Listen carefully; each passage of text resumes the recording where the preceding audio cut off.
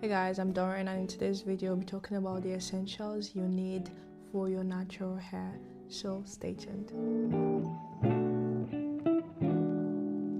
I don't really like talking about trendy topics or hot gist or stuff on my channel, but recently on Twitter a woman was talking down on natural hair, encouraging more women to wear wigs or stuff like that to find partners and everything.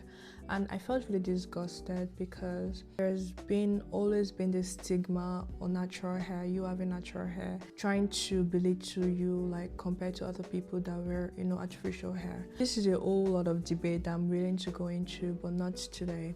I just want to say that your natural hair, as it implies, it's natural to what is coming out of you. It is a part of you. So if you're willing to let go of that because you don't feel enough with that and trying to bring in something artificial, then it says a lot about who you are as a person. That being said, today I'm going to be talking about the things you need for your natural hair to thrive. If you've been struggling with retaining length, with making your hair to be fuller, saving your edges and what have you, then you should follow my channel. I talk about hair stuff and I plan on talking more extensively on hair stuff in the later future. So the first thing I'll be talking about today is oils. But the duo will not let me pronounce this well, because anytime I want to try to naturally pronounce this, I'll say oils. Well, I'm going to write it on the screen so you know exactly what I'm talking about. Ororo, masala. We're talking about oils. What are oils? Oils are insoluble fats. There's no fat that's soluble normally. What you need to understand when it comes to hair, we have two main classifications of oils. We have the heavy oils and we have the light oils. Don't mind my pronunciation of this or the way I'm twisting my tongues. I'm trying so hard not to pronounce the H that is not there. When I talk about heavy oils, they're the oils that are heavy and say in weight and in content.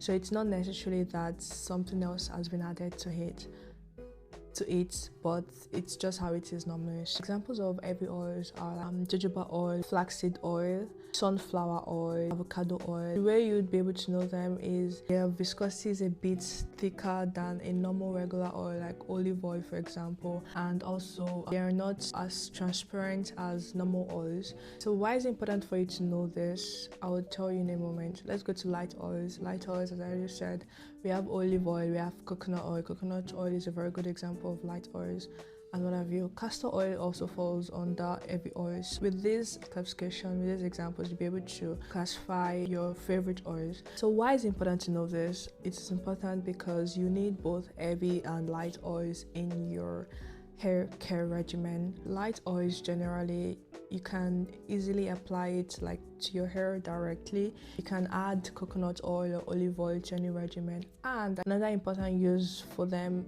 is the fact that you can use them in making infused oils. Infused oils are oils that you add something in. For example, you're trying to make anti-dandruff oil, or you're trying to make a treatment, right? Say for example you're trying to make aloe vera oil, or you're trying to make hibiscus oil, or you're trying to make clove oil, rosemary oil, what have you. These are the oils that you're going to boil, you're going to add the other things into, right? So they become infused. They're lighter, so it's easier for you to add something else. They can serve as a base, and then every oils you can just apply them naturally. They tend to be heavy on the hair, obviously. They tend to be like thicker, so it's always important not to apply too much so as to avoid build up, and just one at a time. Another classification I would talk about are essential oils. You must have used one or two during your course of journey. We have essential oils such as tea tree oil, peppermint. We have castor oil, can also fall under essential oils. Avocado oil. We have lemon tree oils. We have orange oils. We actually have a lot of those things, and they always come in like small bottles like this. You might not find them at your regular like hair cosmetic store, but you can easily find them in pharmacies or what have you. And these ones are always required in small quantities. That's why they come in small bottles compared to like the other classifications of oil. This is because you need them in just small quantities, in drops actually. While some people have shown allergies to particular kind of oil, like if you apply directly to your scalp, you can either choose to add these essential oils to your light oils, or you add them to your butter or something like that. I have no issues with adding it directly to my scalp, but if you have a sensitive skin, then it's important for you to dilute this with normal oils like coconut oil or olive oil. Whilst most oils are applied like to your hair itself, like your hair, not your scalp, essential oil can be applied to your scalp because they are more medicinal in an effect. It's either used to reduce inflammation or to reduce itchiness or what have you. Having talked about oils, you need one out of each category, at least one out of each category. You don't need to have a lot, but if you frequently do DIYs like I do, then you can have as many as possible because you don't know which is going to come handy any day. So having talked about oils, the second one I'll talk about is butter, hair butter. Now I'm not talking about the butter you use to spread your bread or what have you in the kitchen. Don't try that. Hair butters can range from cocoa butter, from shea butter, even Vaseline. Now I'm talking about the petroleum jelly, the unrefined one. You can decide to use them like just like that directly. Your cocoa butter, your whipped shea butter, they are very good, and this help to like lock in moisture, to like seal in moisture. It's very helpful for your ends on humid days or cold days. It's very helpful when you're like making stuff and everything. It also adds shine to your hair, to your scalp. You can decide to whip them just as we have infused oils. You can also have infused butter.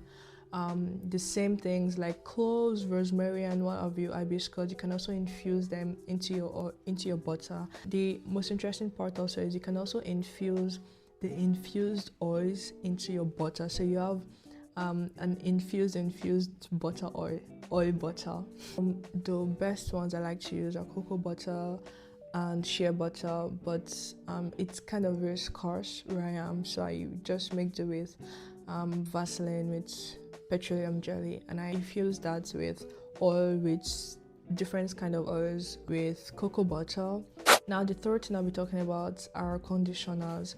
I'm sure you know that there are leave-in conditioners and there are deep conditioners, so I'm going to explain what they mean.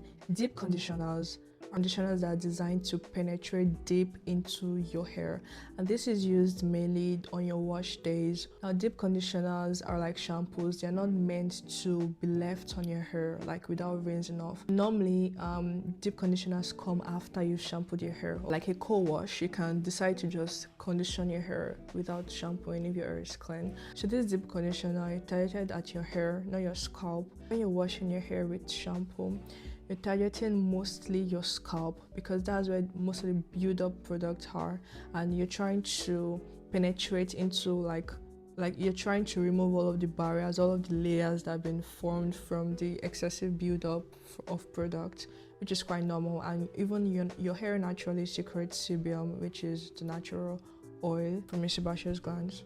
But shampoos, you like go into your scalp. You can also wash like your hair itself, but like deep conditioners is mainly for your hair, like your hair. That being said, after deep conditioning, go with a leave-in conditioner. Just as the name implies, it's very literal. Leave-in conditioner means you're going to leave it in. It's just as how when you apply your hair butters or your oils or whatever, you're not going to rinse it off. You're going to just leave it in. It's going to just do the work like gradually. There are different methods or techniques of applying these products to your hair. So we have the LOC and LCO methods.